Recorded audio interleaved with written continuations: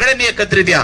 दुधाच्या बाबतीत सुद्धा दुधाचा प्रश्न खूप मोठा भेडसावत होता. त्याही बाबतीत आम्ही सुद्धा त्यावेळेस लढा दिला. वेगळ्या पद्धतीनं दुधाच्या प्रश्नासाठी मीही स्वतः मुख्यमंत्री महोदयांबरोबर दुग्ध विकास मंत्र्यांबरोबर मिटिंगला होतो. याचे सगळे मिनिट्स आपल्याकडे समोर सगळ्यांना आहेत.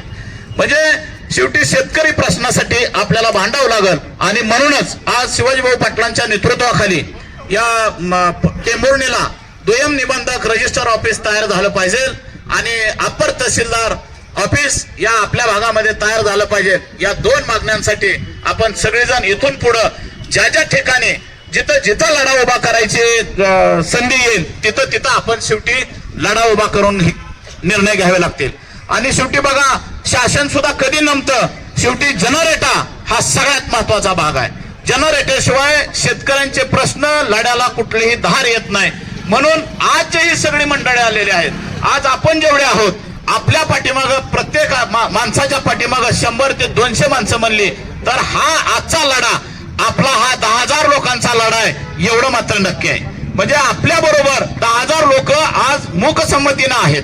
म्हणून इथून पुढच्या काळात सुद्धा आपण जर सर्वजण शेतकरी प्रश्नावर एक होऊया. उजनी धरणाच्या पाण्याच्या बाबतीत सुद्धा आपल्याला भविष्यात वेगळा लढा उभा करावा लागेल. नदीला आवर्तनाच मॅन्डेटरी रूप द्यावं लागेल. त्या बाबतीत सुद्धा सगळ्यांनी या ठिकाणी विचार करायला हरकत नाही.